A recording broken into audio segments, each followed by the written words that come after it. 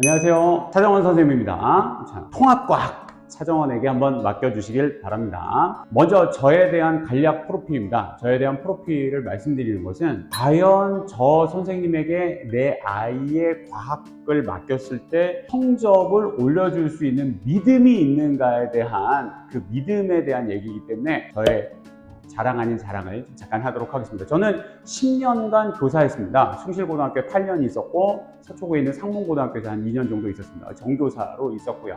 그 다음에 8년 정도 그 학원에 나와서 8년 정도 강남구청 인터넷 수능이라고 혹시 아시는지 모르겠는데 강남구청 인터넷 수능 강사 또 한 8년 했고 비타에듀라는 또 곳에서 또 인터넷 강사를 또 한 8년 했습니다. 지금은 메가스터디 학원에 있습니다. 또 생명과학도 수능으로 가르치고 있습니다. 경력을 좀 말씀드린 것은 저를 믿을 수 있는가에 대한 얘기이기 때문에 제가 좀 이렇게 말씀을 드렸습니다. 아니면 유튜브나 네이버에 차정원이라고 쳐보시면 많이 나오니까 보셔도 되겠습니다. 고등학교 1학년에 이제 학생이 올라갑니다. 학생이 올라가서 가장 중요한 시험이 있습니다. 가장 중요한 시험이 뭘까요? 1학년 때 가장 중요한 시험은 당연히 1학년 1학기 중간고사입니다. 여기에서 애들이 내가 고등학교에 와서도 이게 공부가 통하는구나, 아니면 이게 내 중학교 공부 방법이 뭔가 잘못됐는데 라는 판가름을 좀 짓게 되고요. 또 그리고 요 정도 공부량만 했어도 중학교에서는 어떻게 됐었는데 고등학교에 와서는 이만큼을 했는데도 성적이 요 정도밖에 안 올라간단 말이야. 그러면 앞으로 내가 공부해야 되는 양이 얼마만큼인가 라고 질려버릴 수 있어요. 그런 것들을 애들이 판가름하게 되고 마음에 정말 실제적으로 와닿게 되는 때가 1학년 1학기 첫 시험 중간고사가 되겠습니다. 아까도 말씀드렸습니다만 공부량은 어느 정도인가에 대한 감이 좀 없죠. 그 다음에 유형이 중학교 유형하고는 반드시 다릅니다. 고등학교 와서의 시험 유형은 이제 어떻게 바뀌었는가. 문과도 갈 생각이 있는데 굳이 이과를 안 갈 건데 내가 바탐을 해야 되나? 이런 생각들이 있을 겁니다. 요거에 대한 말씀을 좀 드리도록 해보려고 합니다. 과학 공부량이 얼마만큼이냐? 생각보다 많습니다. 생각보다 많아요. 사회탐구하고는 미안한데 사회탐구하고는 비교가 안 됩니다. 정말 많습니다. 근데 정말 많고 어려운데 학생들이 정말 많이 심혈을 들여야 되는 것은 수학입니다. 이미 중학교 때부터 아니면 초등학교 때부터 학생들의 수학을 위해서 엄마나 학생들이 돈과 시간을 정말 많이 투자해 왔을 겁니다. 과학도 공부량이 굉장히 많습니다. 물론 수학만큼 많지는 않습니다. 하지만 중학교보다는 무조건 많습니다. 과학에 중학교 때보다는 훨씬 심혈을 기울여줘야 됩니다. 그 다음에 시험 유형이 좀 달라집니다. 중학교 때 시험 유형은 교과서와 문제집 1개 정도 풀면 충분히 해볼 수 있는 그런 유형이라면 고등학교에서는 수능 형태를 띠게 됩니다. 선생님, 고등학교 1학년 통합과학은 지금 수능에 직접적으로 나오지 않잖아요. 물론 그렇습니다. 이 다음 해부터는 나오겠습니다만 지금은 나오지 않죠. 하지만 유형이 수능 유형이라는 겁니다. 그 수능 유형으로 내기 때문에 그런 수능 유형에 대한 연구가 조금 되셔야 됩니다. 기억, 니은, 디귿, 선지가 나옵니다. 그거를 다 알아야만 1, 2, 3, 4, 5 중에서 선택을 할 수가 있습니다. 사실은 한 문제가 아닙니다. 한 문제 안에 3개를 물어보는 겁니다. 만약에 20문제다. 그럼 기억, 니은, 디귿을 따지면 60문항을 물어보는 겁니다. 그러니까 문제 수가 그렇게 많아 보이지 않지만 그 한 문제에서 물어보는 것들이 굉장히 많습니다. 그 다음에 자료 분석적 사고를 하기 때문에 주어진 자료를 가지고 내가 이 자료를 어떤 관점으로 바라봐야 되는지를 위의 지문에서 잘 찾아와야 되기 때문에 문해력도 굉장히 필요한 그런 문항이 됩니다.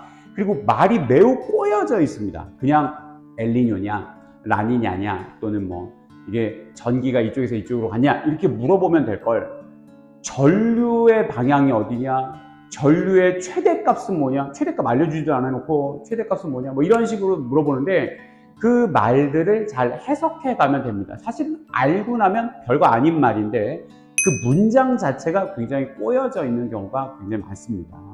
그 다음에 그래서 결론적으로 아는 내용인데도 공부를 했는데도 불구하고 그 문제를 틀리게 됩니다. 이런 것들을 잘 준비를 하셔야 합니다.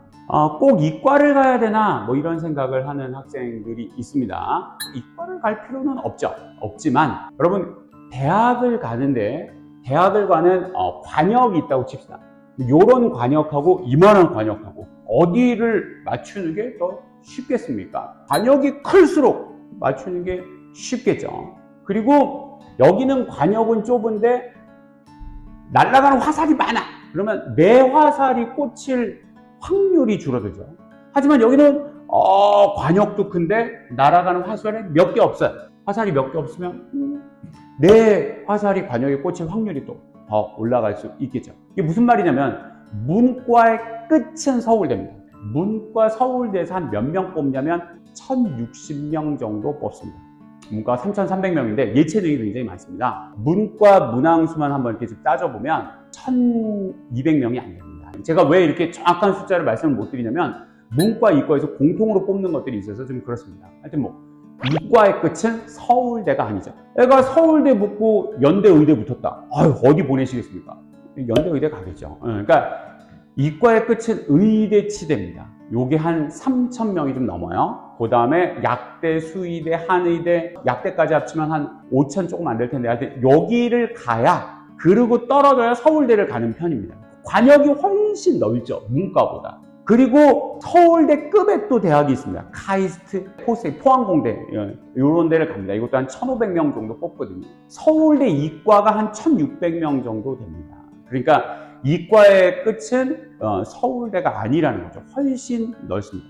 문과에서 서울대 떨어지면 어디 갑니까? 연대, 고대 가야 됩니다. 이과에서도 이거 다 떨어지면 연대, 고대 가야 되겠는데 연대, 고대급이 또 있습니다. 유니스트, 디지스트 이런 과학기술대학들이 또 있습니다. 카이스트급의 또 그런 과기대들이 있기 때문에 관역이 훨씬 넓습니다. 여기 보시면 대학 정시를 얘기하는 겁니다. 정시는 수능으로 가는 거죠. 여기 연대인데 이제 국어 국문과가 있고 경제학부, 응용통계학과, 경영학과 여기까지가 문과입니다. 사회탐구가 86.5%입니다. 100분이기 때문에 퍼센트인데 여러분 1등급이 4%니까 1등급 맞는 애들이 96%를 맞아야 됩니다. 이게 96을 맞아야 되거든요. 근데 86이라는 것은 2등급을 넘어서 사탐이 3등급을 맞았는데도 애들이 대학에 붙더라 이런 얘기입니다. 연대. 왜 이런 일이 벌어지냐면 사회탐구는 국, 영, 수, 한국사 빼고 탐구 2개 합쳐서 반영 비율이 16.7% 밖에 안 됩니다. 그러니까 무슨 말이냐면 국어, 영어, 수학이 이제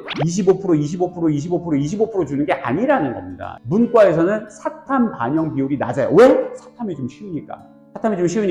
사회탐구 반영 비율이 16.7% 밖에 안 되는데 이과는 과탐 2과목 반영 비율이 33.3%로 수학과 동률입니다. 그래서 여기 보시면 알겠습니다만 갑자기 수학과, 여기 지금 수학과로 딱 넘어갈 때부터 90% 이상으로 확 올라가는 이유가 이런 문제 때문입니다. 과학을 좀 잘해 놓는 것이 나중에 도움이 되겠다, 수능에도 도움이 되겠다라고 말씀드리는 겁니다. 요번 수능입니다. 요번 수능 1등급 턱걸이 하면 표준 점수가 133점인데 과탐 2과목을 합치면 표준 점수가 131에서 134가 나옵니다. 요번에 과탐이 좀 쉬웠습니다. 쉬워서 지금 이런 결과가 나왔지. 23학년도, 22학년도만 보더라도 과탐 2과목 합친 1등급 컷 점수가 수학 1등급 컷 점수보다 높습니다. 그러니까 과탐 2과목을 더 잘 맞기가 어렵다는 얘기입니다. 사실은 수학보다는. 이게 수학보다 어렵기 때문이 아닙니다. 수학보다 과학에 들이는 시간과 노력이 굉장히 적기 때문입니다. 혼자 공부하면서 과탐에 내가 시간과 노력을 투자해줘야지, 이게 현실적으로 어렵습니다. 공부를 잘하는 학생도 그래요. 학원에 다니면서 어거지로 시간을 내고 어거지로 숙제를 하면서 내가 과탐에 시간을 내주는 시간들이 필요하다는 겁니다. 이제 통합과학입니다. 통합과학의 1단원은 빅뱅이 나오는데 빅뱅부터가 애들이 좀 어려워합니다. 왜? 처음 듣는 생소한 단어들이 굉장히 많습니다. 그리고 사람 이름도 좀 외워야 됩니다. 원소들이 또 나오는데 화학적으로 원소들이 결합하는데 화학의 4가지 결합 중에 이온 결합하고 공유 결합을 설명을 하고 있습니다. 그래서 그런 것들을 조금 알아야 됩니다. 2단원에서는 물리 얘기가 좀 나옵니다. 그래서 역학적 시스템에서 중력하고 운동량, 충격량 얘기가 나오는데 이게 물리가 들어가기 때문에 학생들이 좀 어려워하는 편입니다. 이게 대개는 1학년 1학기, 요게 1학년 1학기 중간고사, 이게 1학년 1학기 기말고사에 나오는 좀 편입니다. 그리고 이제 2학기로 넘어가서 3단원에선 산화환원, 산과 염기, 중화 반응이 좀 어렵고요. 내용이 생소한 내용들이 좀 많고 외워야 될 것들이 좀 많다는 겁니다. 요거는 좀 외워야 될 것들. 그 단원이 꼬여져 나오고 응용돼서 나오기 때문에 알아도 못 푸는 어려운 문제들입니다. 마지막 4단원은 이제 2학년 2학기 때 나오겠죠? 발전과 송전. 이게 전기 에너지 파트라서, 물리의 전기 에너지 파트라서 애들이 좀 어려워합니다. 기후변화, 엘니뇨, 라니냐 이런 것들도 조금 어려워하는 편이 있어요. 그래서 이번 겨울방학 때는 특별히 어려운 부분들 위주로 좀 준비를 해봅니다. 여러분 1등급은 2등급은 그 문제를 다 아는 애들의 싸움입니다. 그 내용을 모르는 애들이 1등급, 2등급을 가지고 찍기 시험으로 붙고 마는 것이 아닙니다. 아는 애들의 싸움이고, 그럼 출제하는 선생님들은 공부를 해서 그걸 다 아는 애들한테 더 어려운 말, 더 꼬여있는 말, 더 어려운 자료를 줘서 변별력을 줘야 됩니다. 그래야지 1등급하고 2등급이 나눠질 수 있겠죠. 그래서 변별을 주는 편이기 때문에 쉼없는 훈련과 반복을 좀 해줘야 됩니다. 그 다음에 어려운 문제도 좀 훈련하고 반복을 해야 되겠죠. 그래서 차정원 저에게 좀 맡겨주시면 제가 열심히 해서 학생들의 성적을 쭉쭉쭉 올라가는데 도움을 드리도록 하겠습니다. 감사합니다.